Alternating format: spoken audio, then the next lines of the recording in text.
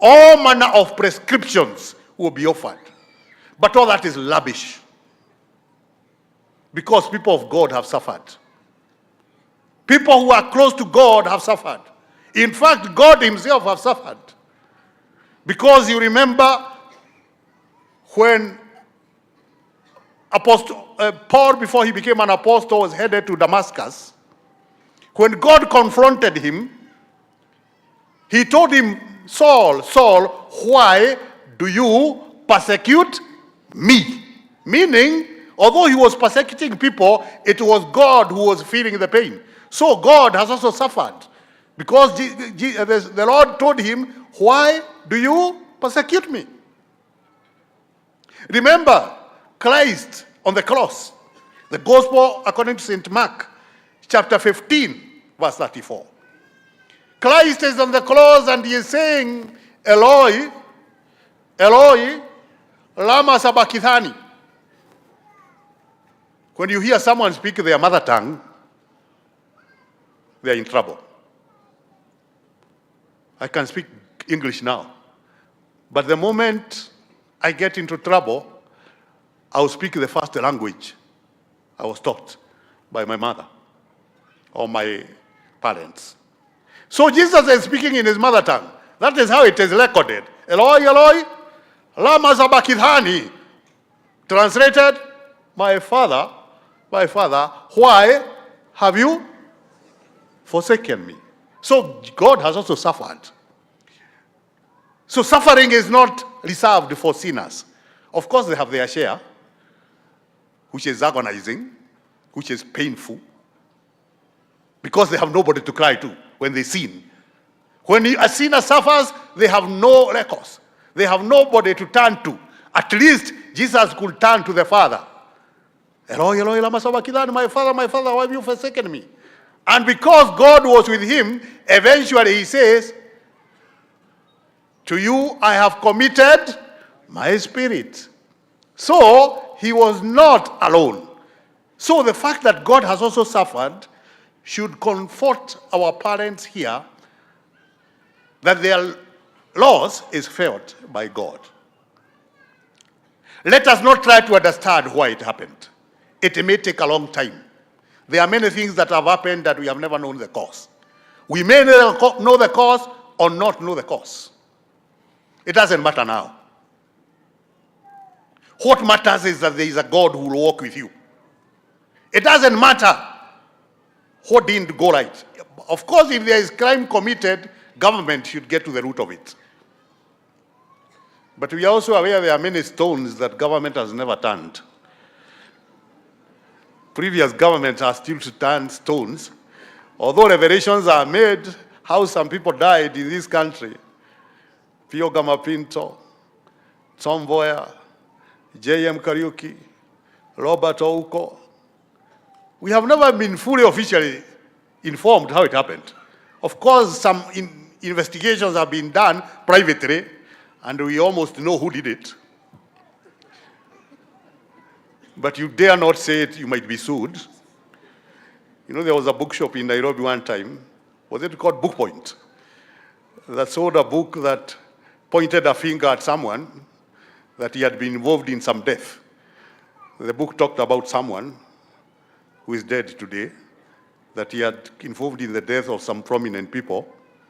And that person took the publisher, the author, and the bookshop to court.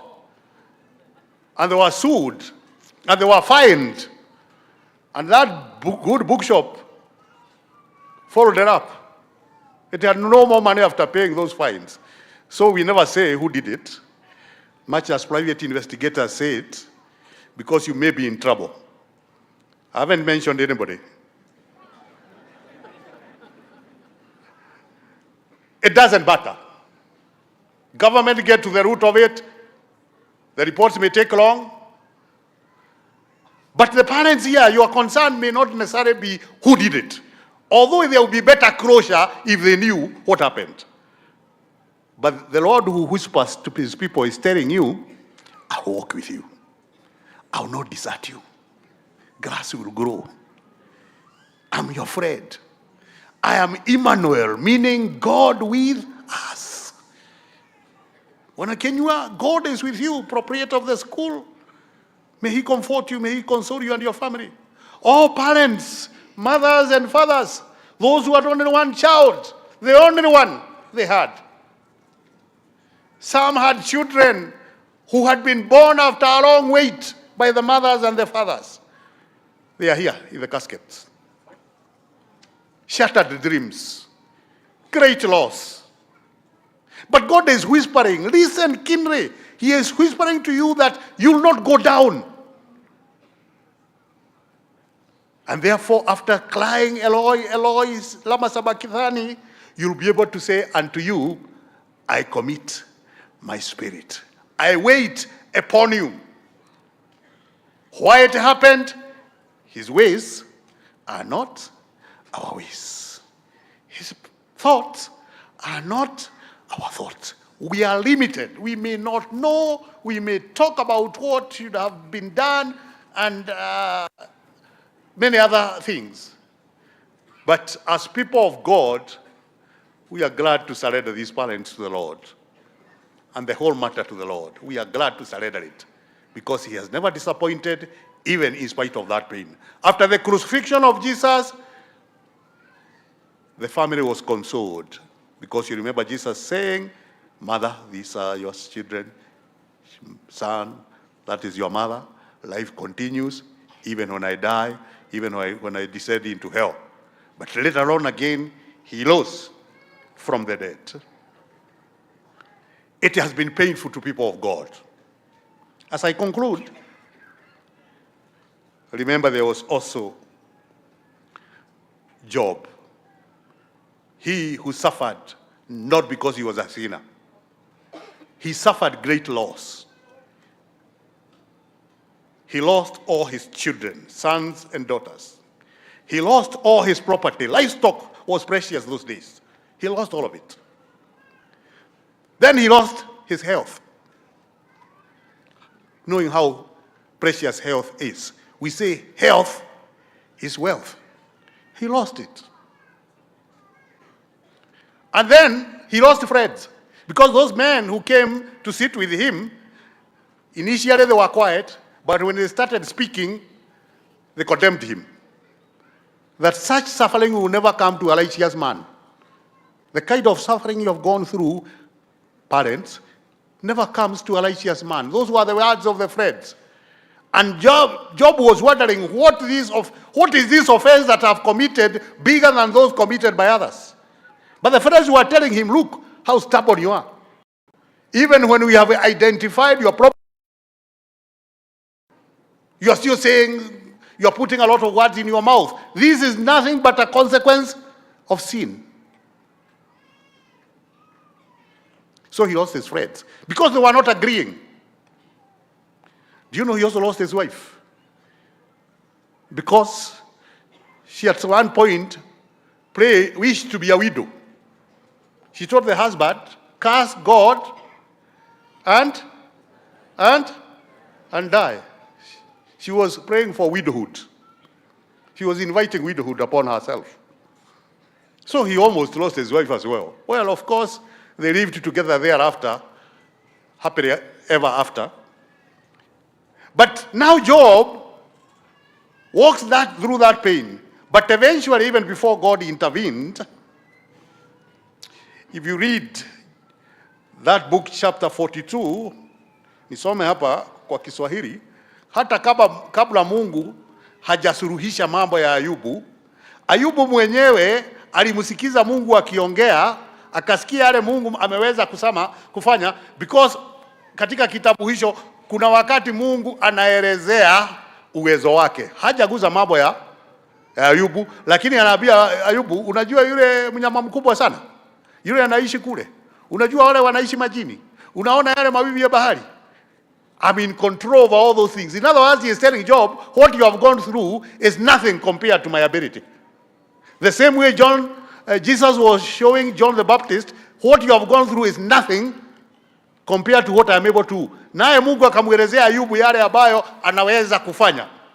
Ayubu alipoelezewa akakumbushwa uwezo wa Mungu, he felt very ashamed. Katika mstari wa 5 wa sura ya 42 ya kitabu hicho, Ayubu anasema masikio yangu yalikuwa yamesikia habari zako, lakini sasa kutokana na vile umeelezea, macho yangu yamekuona. Kwa hivyo najidharau mwenyewe na kutubu katika mavumbi na majivu. This man has not been sorted yet. He is still without children. He is still without livestock. He is still without friends. I don't know at what point the wife came back. But in that situation when he listened to God, akasema bereni nilikuwa nimekusikia, sasa nimekuona.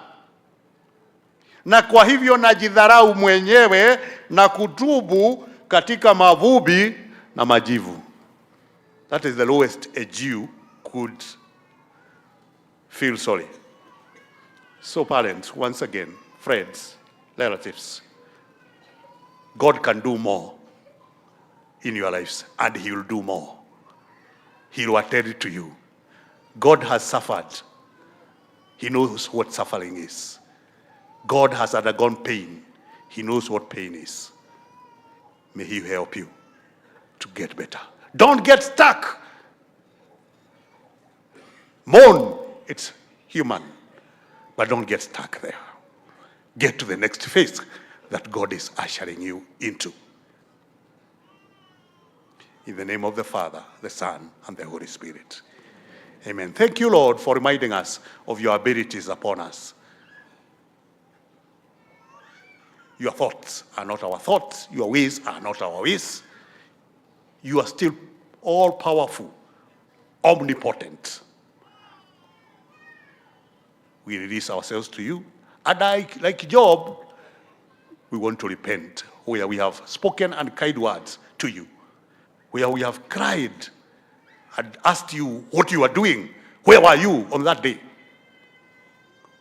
Kwa mavumbi na majivu tunatubu.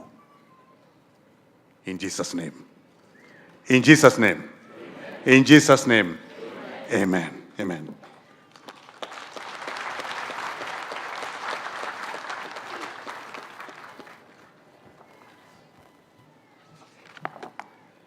Thank you very much, the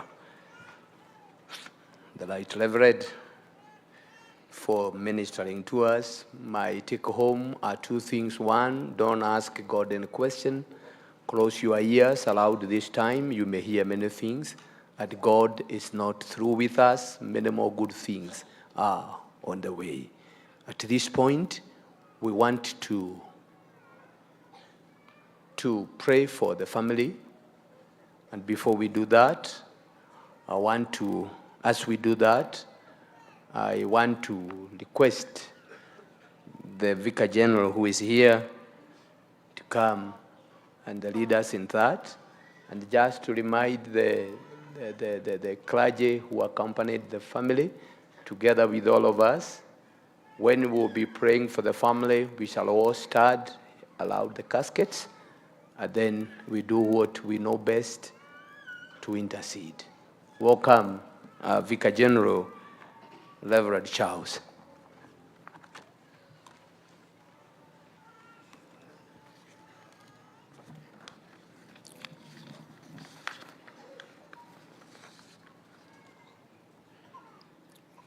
Allow me first to read the condolences message to the family on behalf of His Grace Archbishop Anthony Muhunjia. We wish to send our sincere condolences on this day when we bid farewell to the 21 young boys who tragically lost their lives in the Hillside Academy fire. The Catholic Archdiocese of Nyeri, and indeed the entire Catholic Church in Kenya, expresses our deepest condolences and sincere sympathies to the families of the deceased, while also praying for the speedy recovery of the injured. We share the grief of the family members of these angels who are yet to reconcile themselves to the loss of their dear ones. We also imagine the deep pain of the injured and their families who are struggling to recover from the physical and mental torment. There is no message that can fully comfort you all, our dear brothers and sisters, but I wish to assure you of the many prayers offered and continue to be offered for your intentions in this time by our priests and Christians. We feel the loss with the families of the victims of the Hillside fire tragedy, whose hearts are heartbreaking and beyond words. Our thoughts and prayers are with you, all those who have lost their dear ones, as we pray for the recovery of the injured. We also appreciate all who responded to the rescue of the children and those who supported the parents and families of the pupils in Hillside Academy during this difficult time, including our own Good Shepherd Center. So many have come out to stand with the families in this long journey of identification and acceptance. I invite all of us who have been grieved by this tragedy to have recourse to God's mercy, as we can never understand or find satisfactory reason for it. With St. Paul, we are consoled as we pray for these young souls. If we live for the Lord. If we die for the Lord. So whether we live or die, we belong to the Lord. For this very reason, Christ died and returned to life so that he might be the Lord of both the dead and the living. A quote from Romans chapter 14, verse 8 to 9. May the Lord console and strengthen us all. May the souls of those young ones, through the mercy of God, rest in peace. Amen. We can now stand and have prayer over the family.